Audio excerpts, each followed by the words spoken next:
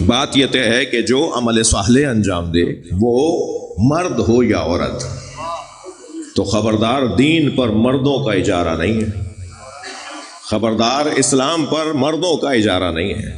بدن مذکر اور مؤنث کا ہے، باڈی مذکر کی اور مؤنث کی ہوتی ہے، یہ مذکر ہے یعنی مرد ہے، وہ مؤنث ہے یعنی عورت ہے۔ بدن مؤنث اور مذکر ہوتا ہے، روح مؤنث اور مذکر نہیں ہوتی۔ اور اللہ سے قرب پانے کے لیے جس چیز کو اولویت حاصل ہے وہ ہے روح۔ اللہ کا قرب بدن کی بنیاد پر نہیں، بدن تو سوار ہے، بدن تو سواری ہے، بدن تو مرکب ہے، اس سواری پر جو سوار ہے اسے روح کہا جاتا ہے، اس مرکب پر جو راکب سوار ہے اسے روح کہا جاتا ہے۔ روح بدن کی لگام اپنے ہاتھ میں رکھتی ہے، بدن کی لگام روح کے ہاتھ میں ہو تو مزہ ہے۔ بعض لوگ اس کو الٹا کر دیتے ہیں، بدن کے ہاتھ میں روح کی لگام آ جاتی ہے، تو جن کی روح ان کے بدنوں کے کنٹرول میں ہے انہیں سال بھر کی 2 رکعت نماز جو عید کے دن پڑھی جاتی ہے وہ پڑھنا بھی بھاری پڑتی ہے۔ 2 رکعت نماز بھی نہیں پڑھ پاتے، وہ مسجد کو چھو کر آ جاتے ہیں، اور بیگم صاحبہ اتنی سمجھدار ہے وہ صرف یہ نہیں پوچھتی کہ تم نماز پڑھ کر آ گئے یا نہیں، وہ پوچھتی ہیں مولانا نے خطبہ کیا دیا۔ اب خطبہ تو وہی بتائے گا جو خطبہ سن کے آیا ہوگا۔ اب یہ سوئیاں ہی جب ملیں گی عید والے دن، جب یہ محترمہ کو بتا دیں گی کہ یہ بتا دیں گے کہ مولانا نے خطبے میں کہا کیا ہے، اور اب کیا کریں مولانا حضرات کا، کہ کیونکہ وہ بعض اوقات عربی میں خطبہ دیتے ہیں تو ان کی بھی جان چھٹ گئی کہ صاحب وہ تو عربی میں بول رہے تھے، ہمیں کیا پتہ کیا بول رہے تھے۔ تو بعض لوگوں کو سال بھر کی 2 رکعت نماز بھی پڑھنا بھاری پڑ جاتی ہے، اور بعض لوگ ساری رات کا رکوع کرتے ہیں۔ وہ جو ساری رات کا سجدہ کرتا ہے اسے نماز میں مزہ کیوں آ رہا ہے، اور اسے سال بھر بعد بھی 2 رکعت نماز میں مزہ کیوں نہیں آ رہا؟ فرق یہی ہے، ایک کا بدن اس کی روح کے ہاتھ میں ہے اور ایک کی روح اس کے بدن کے ہاتھ میں ہے۔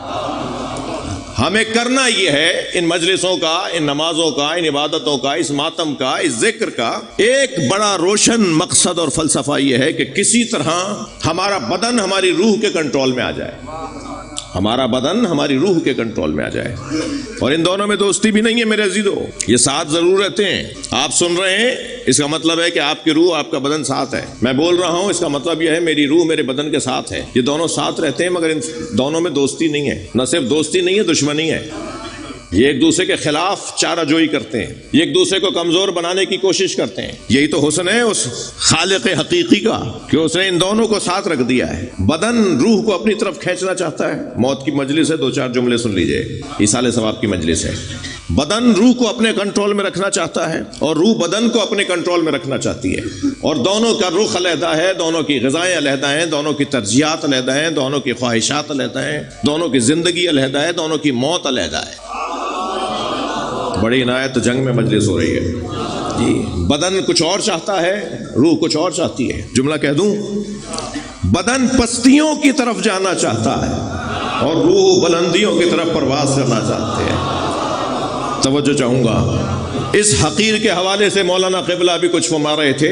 بعض لوگ ڈھونڈ رہے ہوتے ہیں کہ آج یہ حیدرآباد تھا، کل یہ بھاولپور تھا، پرسوں یہ کشمیر تھا، اور آج یہ لاہور میں بیٹھا ہوا ہے، اسے روکتے کیوں نہیں ہو؟ تو میں ایسے لوگوں کو جواب دینا چاہتا ہوں کہ میں تو آسمانوں میں جانا چاہتا ہوں، تو میں زمین میں گاڑ کے جاؤں گا۔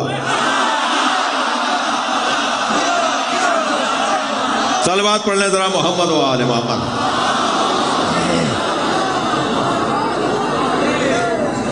جی بدن اور روح کا آپس میں یہ ماحول ہے، لہذا اگر روح خاتون کی افضل اور اعلیٰ اور مضبوط اور قوی ہے تو وہ کسی مرد سے افضل ہو سکتی ہے۔ ہاں، یہ کوئی ضروری نہیں ہے کہ مرد ہی کوئی کارنامہ کریں گے۔ اگر تھکے نہیں بیٹھے تو جملہ کہوں، میں نے بہت سارے مرد تاریخ میں دیکھے جو میدان سے بھاگ رہے تھے، اور ہم نے کچھ عورتیں دیکھی جو بھاگتے ہوئے مردوں کو میدان میں بلا رہی تھی۔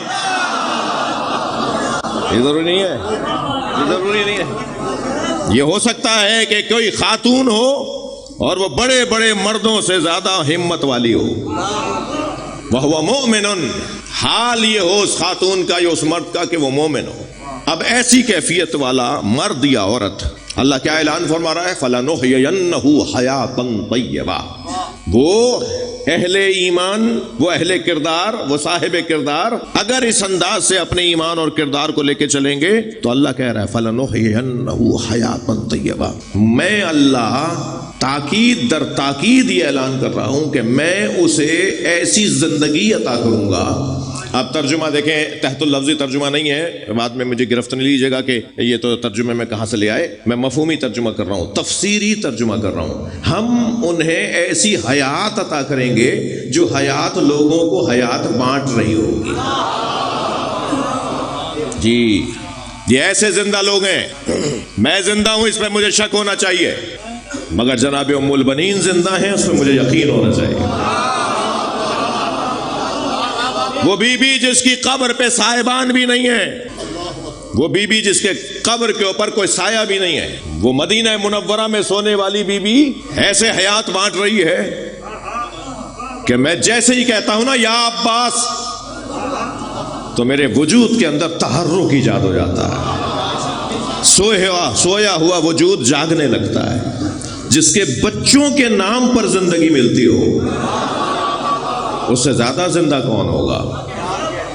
یہ قرآن کہہ رہا ہے، میں نہیں کہہ رہا۔ فَلَنُحْيِيَنَّهُ حَيَاةً طَيِّبَةً، پھر ہم ان لوگوں کو، ایسے لوگوں کو ایسی حیات عطا کرتے ہیں جو حیات طیبہ ہے۔ طیب اور طاہر، پاک مطہر، جی طاہر پاک، ٹھیک ہے، بعض چیزیں ہوتی ہیں خود پاک ہوتی ہیں مگر پاک کرنے کے قابل نہیں ہوتی ہیں۔ جی مثال کے طور پر آپ اپنے کپڑوں کو بھی لے لیجئے، یہ پاک ہے مگر یہ دوسرے کپڑوں کو پاک کر سکتے ہیں؟ مگر پانی خود بھی پاک ہے اور دوسروں بھی پاک بناتا ہے، نہیں ہے بھائی؟ خبردار، ہر پاک کرنے والا نہیں ہوتا۔ تمہیں بہت جو اچھے ہوں گے مگر سب علی نہیں ہے، سب اہل بیت نہیں ہے۔ یہ گھرانہ وہ گھرانہ ہے جو لوگوں کو پاک بناتا ہے۔ فَلَنُحْيِيَنَّهُ حَيَاةً طَيِّبَةً وَلَنَجْزِيَنَّهُمْ أَجْرَهُمْ بِمَا أَحْسَنُوا مَا كَانُوا يَعْمَلُونَ، ایسے اجر اور ایسا مقام کہ جس کا انہوں نے گویا سوچا بھی نہیں تھا، ہم اس سے اچھا انہیں عطا کریں گے، جتنا انہوں نے کیا ہوگا ہم اس سے اچھا عطا کریں گے۔ کیا گھرانہ ہے؟ کچھ ایسی ہستیاں عزیزان گرامی جنہیں اللہ نے باب الحوائج بنا دیا ہے، اللہ نے اپنا دروازہ بنا دیا ہے، جن کا تذکرہ ایمان میں اضافے کا سبب بھی ہے اور کردار میں اضافے کا سبب بھی ہے۔ ان میں سے ایک نام حضرت فاطمہ کلابیہ بنت حزام بنت خالد بنت ربیعہ، حضرت فاطمہ کلابیہ بنت سمامہ بنت سہیل، حضرت بی بی ام البنین والدہ گرامی سمامہ بنت سہیل، والد گرامی حزام بنت ربیعہ، حزام ابن خالد، ددیال بھی شاندار اور ننیال بھی باشرف۔ یہ ددیال میں حضرت ربیعہ ان کے دادا کے بھائی ہیں، لبید ابن خالد، حضرت ربیعہ کے سگے بھائی۔ یہ ان 7 بڑے شاعروں میں سے ایک جن کے کلام خانہ کعبہ پہ آویزاں کیے جاتے تھے۔ پورے عرب میں 7 بڑے شاعر، ان سے بڑا کوئی شاعر نہیں ہوتا تھا ان کے زمانے میں۔ جو سب سے بڑے شاعر ہوتے تھے ان کے کلام کو خانہ کعبہ پہ لٹکا دیتے تھے اور وہ کلام پکار کے کہتا تھا اس سے بڑا کوئی کلام لا سکتا ہے تو وہ لے آئے تاکہ اسے یہاں لٹکا دیا جائے۔ ان میں ایک نام لبید ابن ربیعہ، حضرت ام البنین کے دادا کے بھائی۔ سبحان اللہ۔ حضرت لبید ابن ربیعہ کو نبی کی رحلت کے بعد آنے والی شخصیات میں سے ایک حاکم وقت نے خط لکھا کہ زمانہ جاہلیت کے آپ کے کہے ہوئے کلام یاد آتا، ہجرت فرما لی، فتح مکہ ہو گیا، سرکار دنیا سے تشریف لے گئے، ایک دور حکومت خلافت آیا، پھر وہاں خط لکھا گیا کہ آپ کے زمانہ جاہلیت کے اشعار یاد آتے ہیں، کوئی نیا کلام کہا ہو تو بھیج دیجئے، سنیں گے۔ انہوں نے سورہ الحمد لکھ کر بھیج دیا اور فرمایا جب سے قرآن نازل ہوا ہے ہم نے شعر کہنا چھوڑ دیا۔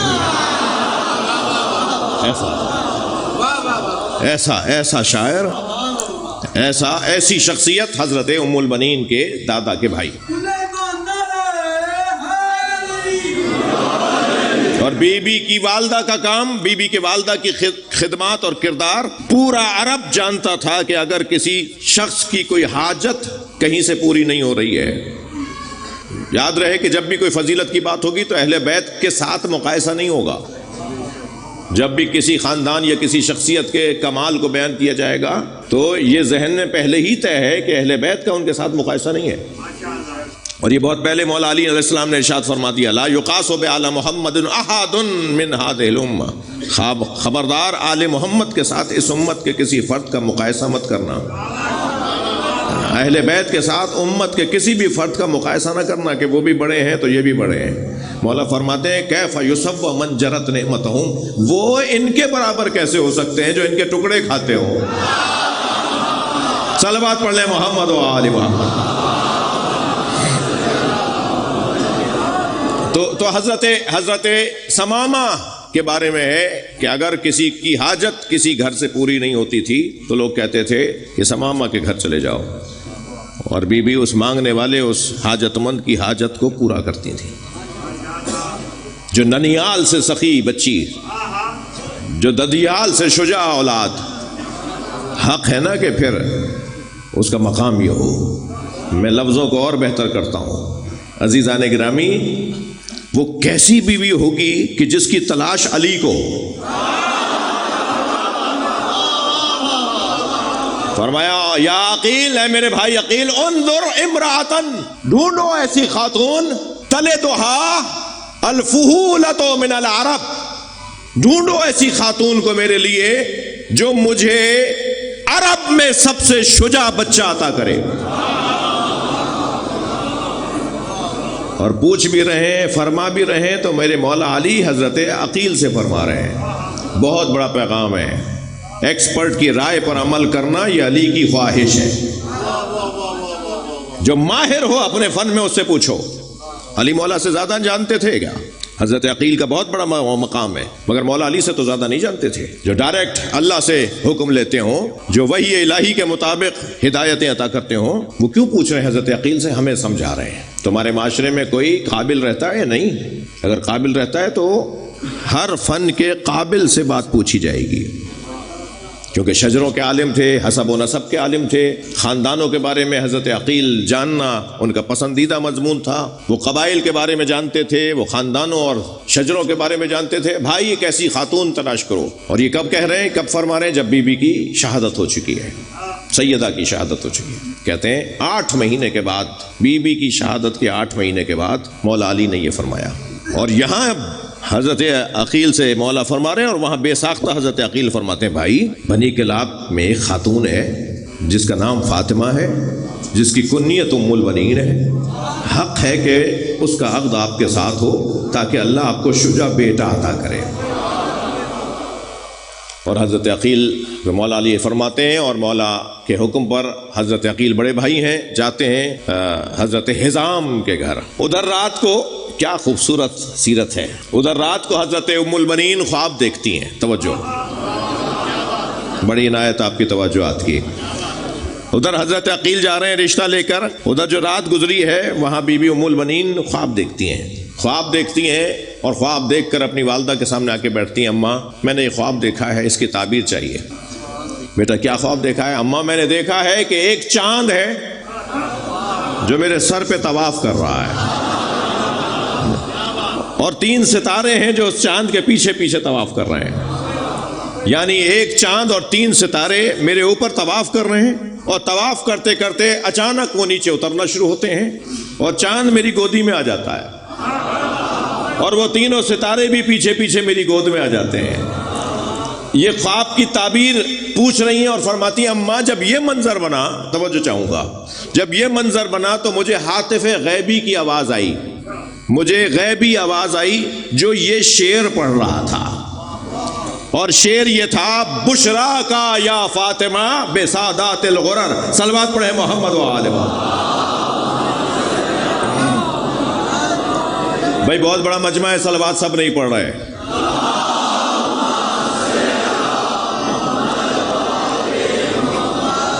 سنا دو شعر جو جناب فاطمہ بنت فاطمہ ام المومنین ام البنین بی بی فاطمہ کلابیہ فرما رہی ہے میں نے یہ 4 مصرے سنے، یہ 2 شعر سنے، اور شاعر کہہ رہا تھا، وہ غیبی آواز کہہ رہی تھی، بشرا کہ یا فاطمہ بسادات الغرر، اے فاطمہ تمہیں بشارت ہو عظیم سرداروں کی،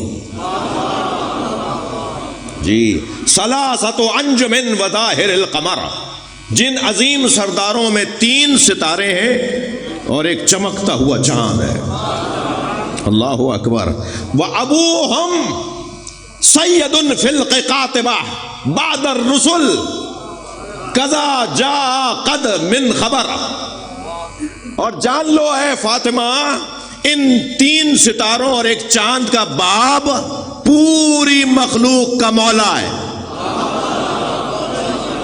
رسول اللہ کے بعد یہ آسمان کا پیغام ہے۔ اماں میں نے یہ خواب بھی دیکھا ہے اور یہ آواز بھی سنی ہے، ادھر بی بی خواب بتا رہی ہیں، ادھر دروازے پہ دستک ہوئی،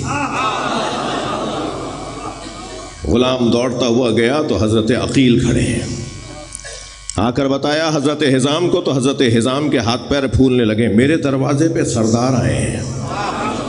آگے بڑھ کر استقبال کیا، مہمان خانے میں بٹھایا، آپ نے حکم کیا ہوتا تو میں آ گیا ہوتا، تو حضرت عقیل نے فرمایا میں جس غرض سے آیا ہوں اس غرض کے لیے چل کر جانا پڑتا ہے،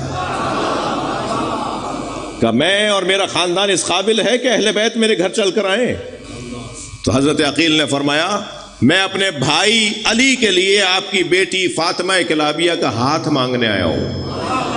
حضرت حزام کی آنکھوں میں آنسو آ گئے، یہ سن کر جب گھر میں گئے اور جا کر اپنی زوجہ کو اور اپنی بیٹی کو بتایا کہ عقیل یہ کہنے آئے ہیں تو سنیں گے، ادھر تو وہ بات ہی یہ کر رہے تھے کہ ایک چاند اور 3 ستارے، تو جیسے یہ خبر آئی تو دونوں سجدے میں گر گئیں، اور کہا حضرت حزام سے ان کی زوجہ ثمامہ نے کہ آپ یہ خبر تو بعد میں لائیں گے، غیب نے یہ خبر پہلے پہنچائی ہے۔ مولا علی کے ساتھ جناب فاطمہ کلابیہ بی بی ام البنین کا عقد ہو گیا۔